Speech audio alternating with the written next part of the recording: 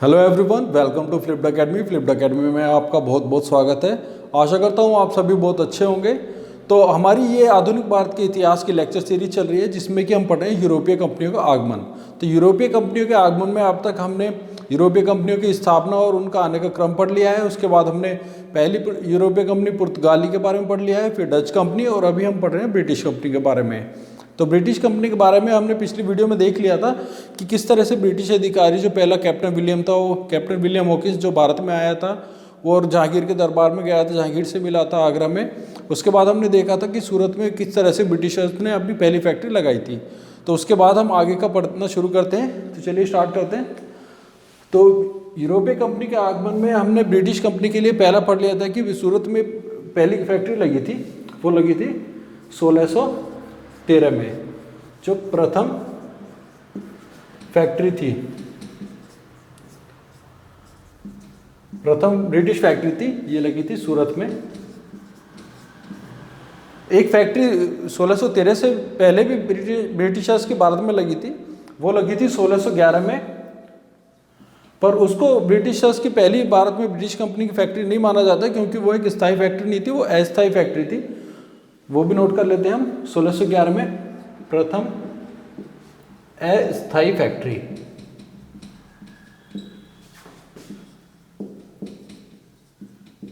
अस्थायी फैक्ट्री, और ये लगी थी मसूलीपट्टनम में। मसूलीपट्टनम में।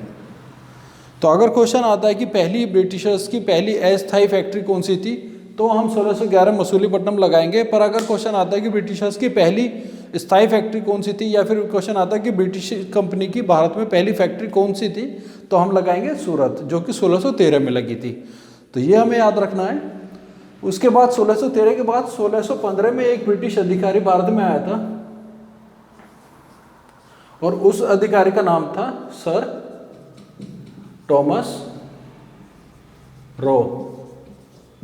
तो ये सर टॉमस रो जो भारत में आया था, ये भी मुगलों से मिलने के लिए आया था। जहांगीर से मुलाकात हुई थी इसकी, और ये आया था ब्रिटिश कंपनी की भारत में व्यापार करने की अनुमति प्राप्त करने के लिए। क्योंकि इससे पहले जो कैप्टन विलियम आया था, कैप्टन विलियम हॉकिंस, वो भी अनुमति के लिए आया था, पर वो अपने प्रयासों में असफल रहा था, उसको अनुमति नहीं मिली थी। पर जो सर टॉमस रो आया था, ये अनुमति प्राप्त करने में सफल रहा था। तो ये जहांगीर से जो मिला था, ये जहांगीर से इसकी मुलाकात होती है टॉमस रो की 1616 में। 1615 में भारत में आता है, और 1616 में जहांगीर से मुलाकात होती है, और ये मुलाकात होती है अजमेर में। तो ये क्वेश्चन भी पूछा गया है कि सर टॉमस रो की जहांगीर से मुलाकात कहाँ पे होती है, तो ये अजमेर में होती है। इससे पहले जो कैप्टन विलियम आया था, उसकी जहांगीर से मुलाकात होती है मुगल दरबार में, आगरा में। और जो सर टॉमस रो होता है, उसकी जहांगीर से मुलाकात होती है अजमेर में। यह हमें याद रखना है। तो इसको अनुमति, व्यापार की अनुमति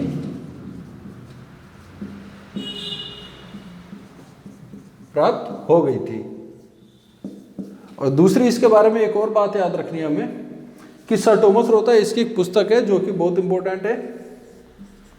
उस पुस्तक का नाम है पूर्वी द्वीपों की यात्रा। तो ये एक सर टॉमस रो की पुस्तक है, पूर्वी द्वीपों की यात्रा। ये भी हमें याद रखना है। इसके बाद हमें देखना है 1632 में। 1632 में जो ब्रिटिश थे, उन्होंने अपना व्यापार बढ़ाना सूरत से आगे शुरू कर दिया था। और सूरत के बाद जो उन्होंने अपना व्यापार शुरू करा था, जो बंदरगाह उन्होंने व्यापार के लिए इस्तेमाल करने शुरू किए थे, उपयोग करने शुरू किए थे, वो करे थे 1632 से, और गोलकुंडा के बंदरगाह जो थे उनके लिए। तो गोलकुंडा के बंदरगाह पर व्यापार करने की अनुमति प्राप्त करी थी। ये करी थी इन्होंने, जो उस समय गोलकुंडा का शासक था, जो गोलकुंडा का सुल्तान था, उसका नाम था अब्दुल्ला कुतुब शाह, उससे हासिल करी थी। वो भी हम नोट कर लेते हैं 1632 में।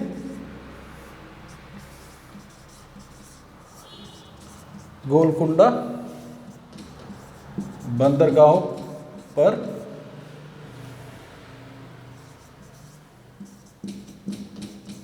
व्यापार की अनुमति, और ये अनुमति मिली थी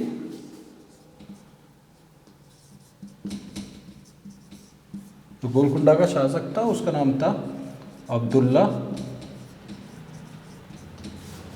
कुतुब शाह। अब्दुल्ला कुतुब शाह। और ये जो अनुमति हासिल करी थी, इसके बदले शासक ने क्या लिया था? 500 पैगोडा वार्षिक। 500 पैगोडा अब्दुल्ला कुतुब शाह जो इनसे हासिल करता था। उसके बारे में हमें एक चीज़ और याद रखनी है कि 1632 के बाद और कहाँ कहाँ पे फैक्ट्री लगी थी। अब हम ये भी देख लेते हैं। इसको मैं साफ कर देता हूँ।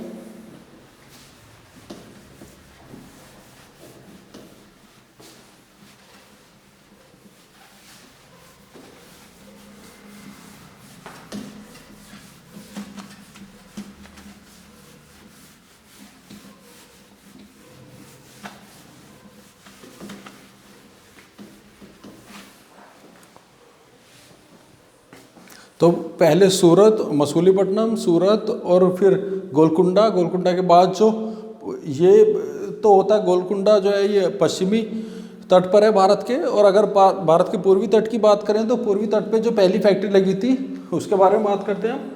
वो लगी थी 1633 में और ये लगी थी पूर्वी तट पर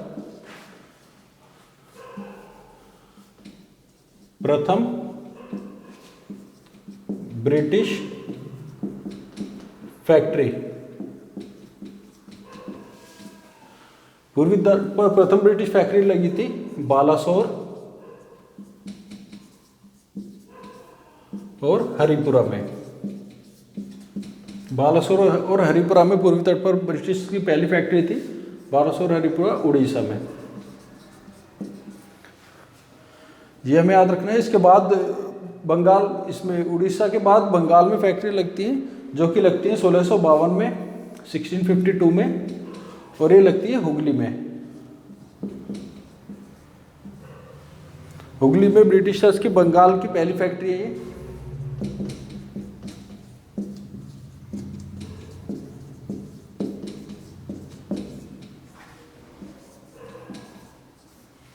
तो हमने फैक्ट्री ब्रिटिश की देख ली है। अगर क्वेश्चन आता है पहली अस्थायी फैक्ट्री कब लगी थी, तो पहली अस्थायी फैक्ट्री 1611 में लगी थी जो कि लगी थी मसूलीपट्टनम में। अगर बात करें ब्रिटिश की भारत में पहली फैक्ट्री की, तो पहली फैक्ट्री जो कि स्थायी फैक्ट्री थी वो लगी थी 1613 में सूरत में। अगर क्वेश्चन आता है कि पूर्वी तट, पश्चिमी तट पर ब्रिटिश की पहली फैक्ट्री कौन सी थी, तो वो भी सूरत हो जाएगी जो कि 1613 में लगी थी। और अगर क्वेश्चन आता है कि पश्चिमी तट, पूर्वी तट पर ब्रिटिश की पहली फैक्ट्री कौन सी लगी थी, तो पूर्वी तट पर ब्रिटिशर्स की पहली फैक्ट्री लगी थी बालासोर और हरिपुरा में। और अगर क्वेश्चन आता है कि बंगाल में ब्रिटिश की पहली फैक्ट्री लगी, कहाँ लगी थी और कब लगी थी, तो वो लगी थी 1652 में हुगली में। तो ये सारी चीज़ें हमें याद रखनी है। क्वेश्चन किसी भी तरह से पूछा जा सकता है। अब ये हुगली में जो फैक्ट्री लगी थी, इसकी अनुमति जो प्राप्त करी थी, ये करी थी जो उस समय बंगाल का जो गवर्नर था, मुगल गवर्नर जो था, उसका नाम था शाह सुजा। शाह सुजा से अनुमति मिली थी। और इस अनुमति के बदले 3000 वार्षिक, तो 3000 वार्षिक में शाह सुजा ने ब्रिटिश कंपनी को बंगाल में हुगली में फैक्ट्री लगाने की अनुमति दी थी। यह हमने देख लिया है। अब हम एक और देखते हैं कि 1652 से पहले 1639 में, 1639 में जो ब्रिटिश कंपनी ने अपना व्यापार करना शुरू किया था मद्रास में। तो ब्रिटिश कंपनी ने क्या किया था, मद्रास को पट्टे पर लिया था। मद्रास को पट्टे पर लिया। और जो मद्रास को पट्टे पर लिया था, ये किससे लिया था? ये लिया था चंद्रगिरी के राजा से।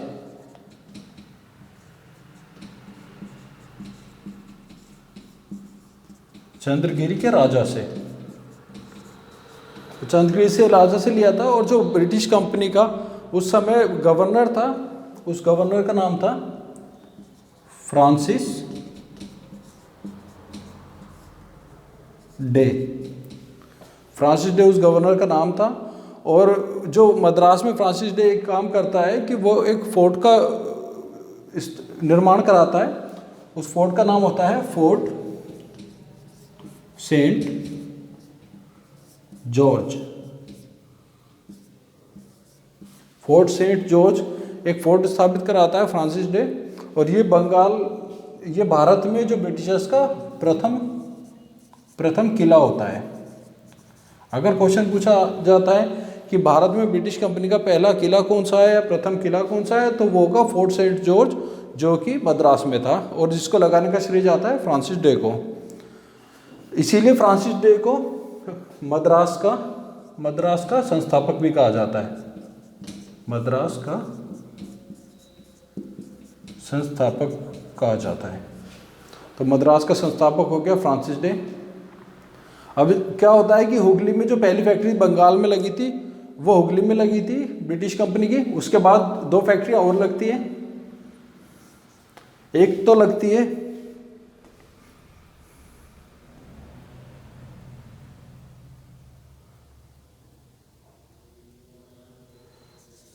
कासिम बाजार में और लगती है पटना में और राजमहल में। बंगाल में ये ब्रिटिश कंपनी की और फैक्ट्रियां होती हैं। फिर आगे देख लेते हैं।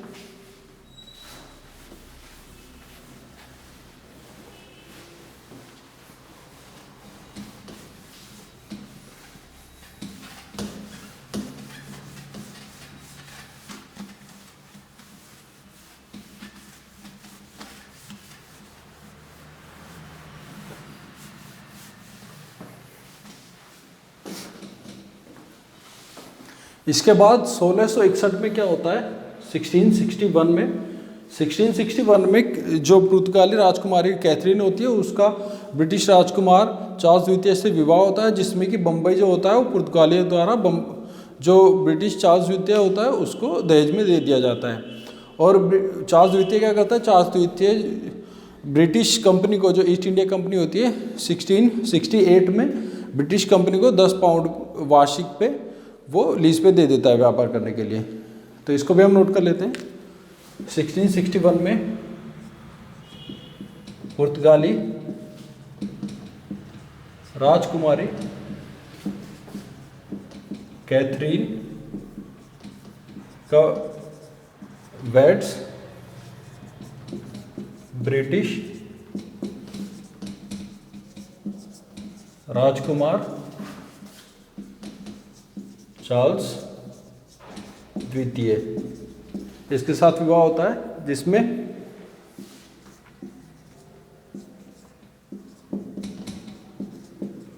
पुर्तगालियों द्वारा बंबई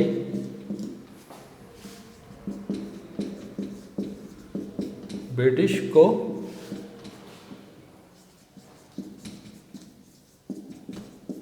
दहेज में दे दिया जाता है। अब क्या होता है, 1668 में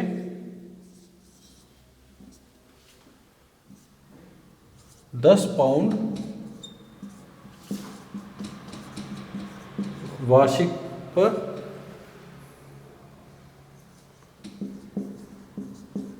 बंबई ईस्ट इंडिया कंपनी को मिल जाता है।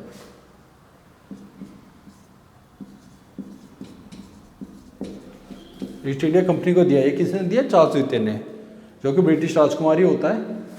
तो ये तो हुई बम्बई की बात। अब बम्बई में क्या होता है कि बम्बई में जो पहला गवर्नर आता है उसकी बात करते हैं।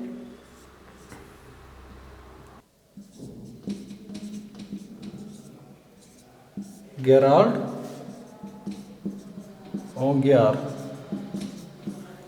ओंगियार गवर्नर आता है। ये पहला नहीं है, दूसरा गवर्नर है। पहला गवर्नर उतना इम्पोर्टेंट नहीं होता है, ये दूसरा गवर्नर है जो कि 1669 में आता है, 1669 में, और 1669 से 77 तक रहता है गेराल्ड ओंगियार, जो कि दूसरा बम्बई का गवर्नर होता है।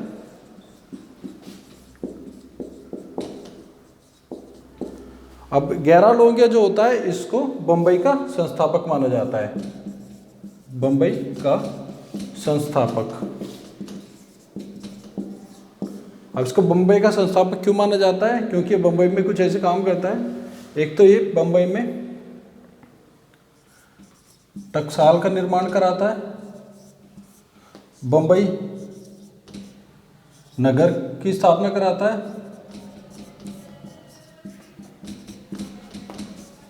किलेबंदी कराता है बम्बई की। तो ये काम करता है गेराल्ड ऑगियार, जिसकी वजह से इसको बम्बई का संस्थापक कहा जाता है। तो अब आगे देख लेते हैं।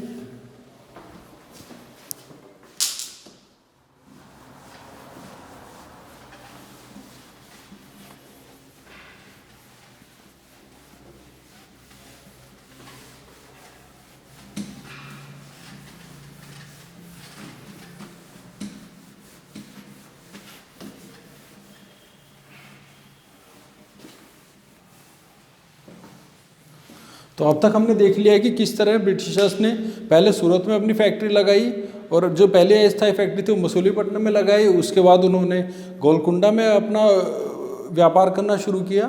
गोलकुंडा के बाद उड़ीसा में, उड़ीसा के बाद बंगाल में, मद्रास में, और मद्रास के बाद बम्बई में। तो अब उससे आगे देखते हैं हम फिर क्या होता है।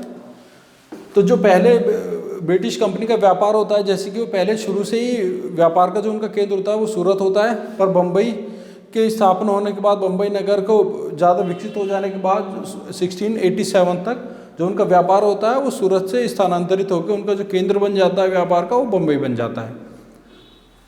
तो इस बीच क्या होता है, 1687 से पहले 1680 में, 1680 में औरंगजेब जो कि मुगल बादशाह था, वो एक फरमान निकालता है जिसकी वजह से मुगलों और ब्रिटिश कंपनी के बीच में मतभेद होने शुरू हो जाते हैं, पहली दरार पड़ती है। तो ये होता है औरंगजेब के एक फरमान द्वारा।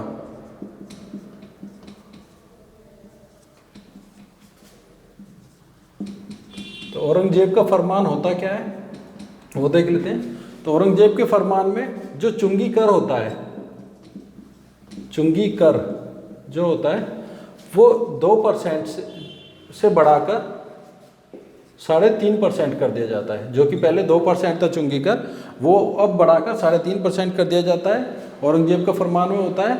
दूसरा क्या करता है,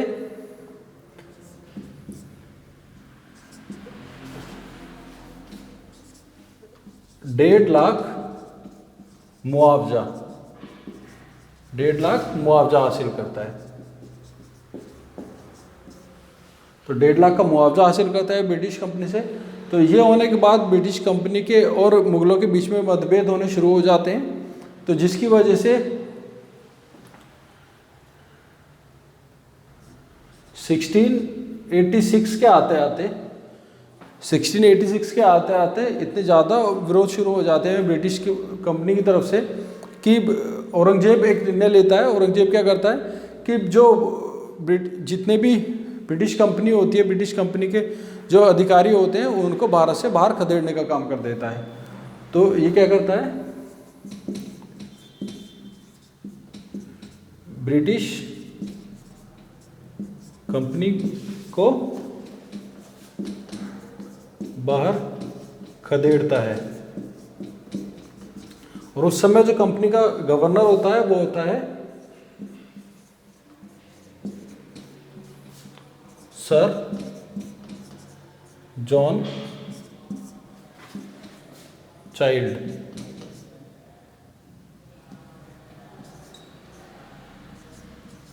सर जॉन चाइल्ड जो होता है वो गवर्नर होता है। तो सर जॉन चाइल्ड भी विरोध में कुछ ऐसे निर्णय ले लेता है जिसकी वजह से औरंगजेब को ये निर्णय लेना पड़ता है। तो इनको बाहर खदेड़ा जाता है औरंगजेब द्वारा।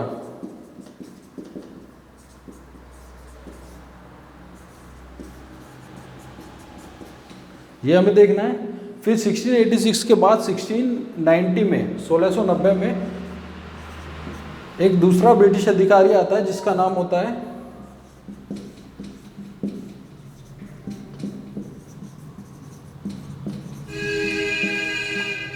जॉन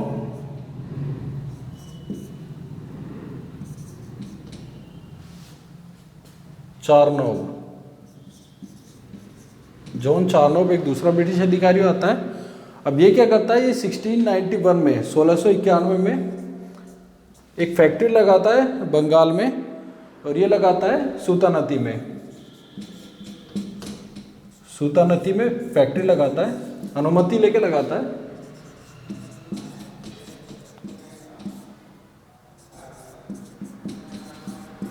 ये काम करता है जॉन चार्नोक जो होता है ब्रिटिश अधिकारी। उसके बाद क्या होता है 1699 में, 1698 और 99 में ये सूतानदी, 3 जगह पर सूतानदी,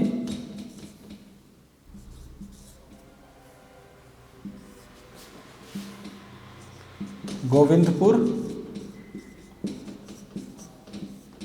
और कालीकाता, 3 जगह की जमींदारी हासिल करता है। सूतानदी, गोविंदपुर और कालीकाता की जमींदारी हासिल करता है।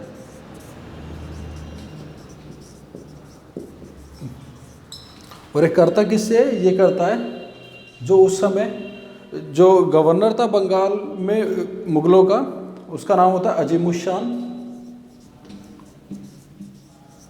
अजीमुश शान गवर्नर होता है, अजीमुश शान से अनुमति लेता है।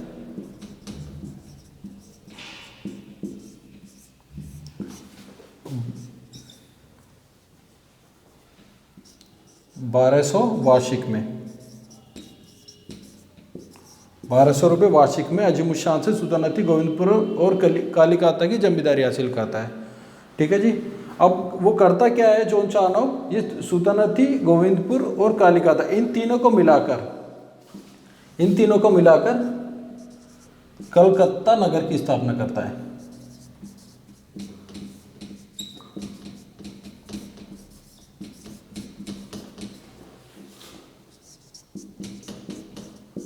कलकत्ता नगर की स्थापना करता है, और ये स्थापना होगी 1699 में। 1699 में कलकत्ता नगर की स्थापना होती है, बंगाल के 3 जगह को मिलाकर सूतानदी, गोविंदपुर और कालीकाता की। और कलकत्ता स्थापना करने का श्रेय किसको जाता है, वो जाता है जॉन चार्नोक को। तो जॉन चार्नोक क्या हो गया, जॉन चार्नोक हो गया कलकत्ता का संस्थापक। अब एक कलकत्ता में क्या करता है, कलकत्ता में एक फोर्ट का निर्माण करता है जिसका नाम होता है फोर्ट विलियम। फोर्ट विलियम ये बहुत इंपॉर्टेंट हो जाता है। यहाँ की भी कुछ ऐसी स्टोरी है, कुछ कहानी है जो कि बहुत इंपॉर्टेंट है, वो हम आगे पढ़ेंगे। तो इस तरह से जो कलकत्ता में पहली फैक्ट्री लग जाती है, कलकत्ता का इस तरह से कलकत्ता नगर की स्थापना हो जाती है। अब आगे देखते हैं।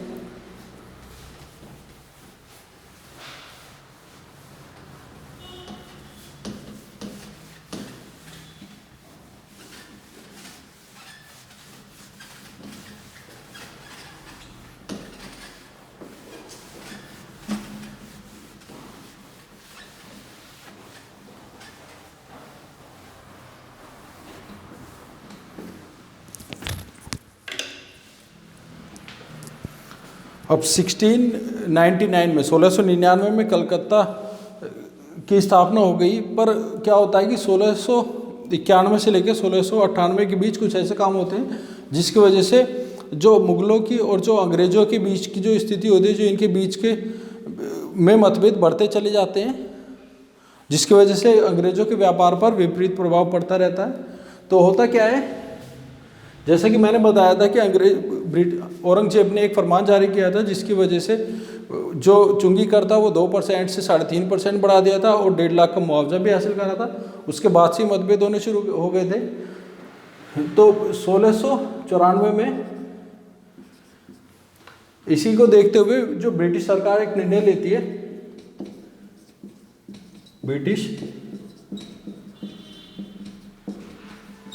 ब्रिटिश सरकार द्वारा जो भी ब्रिटिश कंपनी होती है, जैसे कि पहले ईस्ट इंडिया कंपनी को ही एकाधिकार प्राप्त था पूर्वी देशों के साथ व्यापार करने का। तो इसके बाद क्या करती है 1694 में ब्रिटिश सरकार जो दूसरी भी कंपनी होती है उनको भी, सभी कंपनियों को पूर्वी देशों के साथ व्यापार करने की अनुमति दे देती है, सभी को अधिकार दे देती है। तो वो भी हम नोट कर लेते हैं। ब्रिटिश सरकार द्वारा सभी कंपनियों को पूर्वी देशों के साथ व्यापार का अधिकार दे दिया जाता है। ये निर्णय लिया जाता है 1694 में। अब ये अधिकार उन कंपनियों को, ब्रिटिश कंपनियों को ब्रिटिश सरकार की तरफ से तो मिल गया, पर क्या होता है कि भारत में व्यापार करने के लिए भारत में भी अनुमति लेनी होती है। जो मुगल साम्राज्य होता है, मुगलों का भारत में शासन होता है, तो मुगलों से अनुमति लेने के लिए क्या होता है, 1698 में 1698 में एक ब्रिटिश अधिकारी आता है और उसका नाम होता है विलियम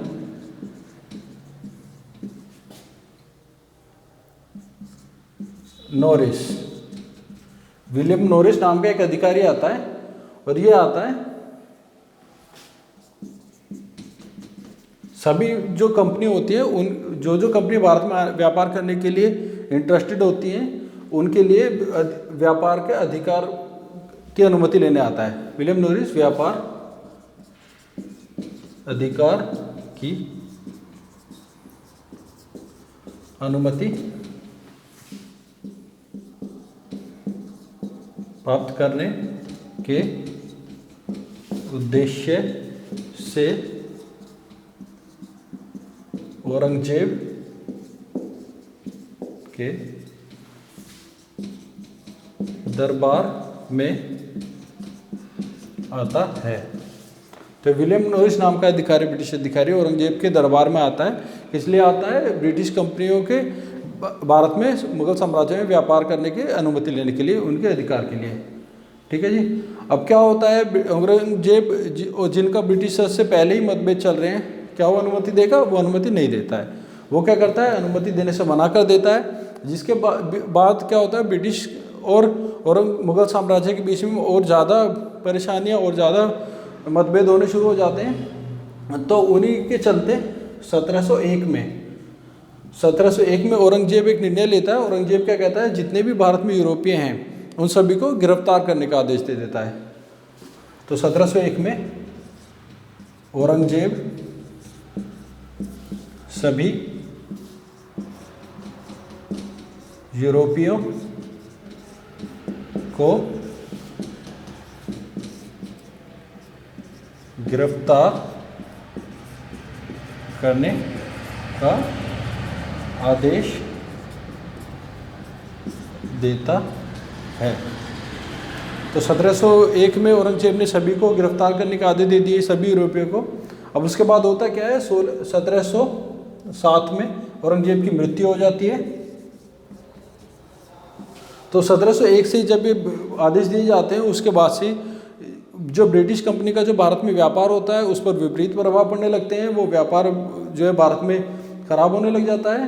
पर 1707 में औरंगजेब की मृत्यु के बाद 1708 में क्या होता है, 1708 में जो दूसरी यूरोपीय कंपनी होती है, जो ब्रिटिश कंपनी दूसरी भारत में आने चाहती हैं, उन सभी ब्रिटिश कंपनियों का आपस में विलय हो जाता है। तो 1708 में क्या हुआ, विलय होता है ईस्ट इंडिया कंपनी और जो दूसरी कंपनी होती है उनका आपस में, और जो नई कंपनी बनती है उसका नाम बनता है द यूनाइटेड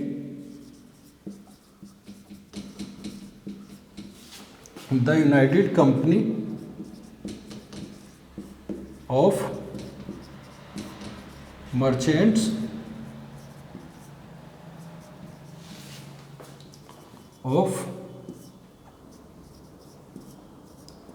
द इंग्लैंड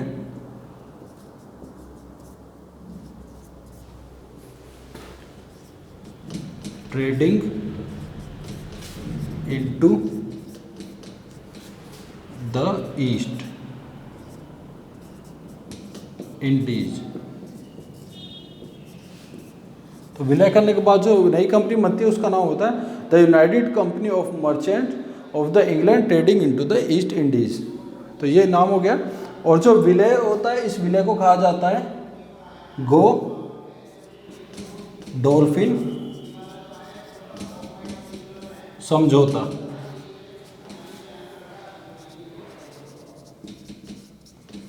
गोडोल्फिन समझौता कहा जाता है इस विलय को। इस विलय में जो जितनी भी ब्रिटिश कंपनियां भारत में होती हैं उन सभी का विलय करके एक कंपनी बनाई जाती है और इसी कंपनी के द्वारा भारत में व्यापार आगे चलता है, जो कि ईस्ट इंडिया कंपनी के नाम से 1833 में नाम परिवर्तन होकर ईस्ट इंडिया कंपनी हो जाता है। तो यहाँ तक हमने पढ़ लिया ब्रिटिश कंपनी के बारे में। इससे आगे का हम पढ़ेंगे अगली वीडियो में। तो इस वीडियो में इतना ही। धन्यवाद।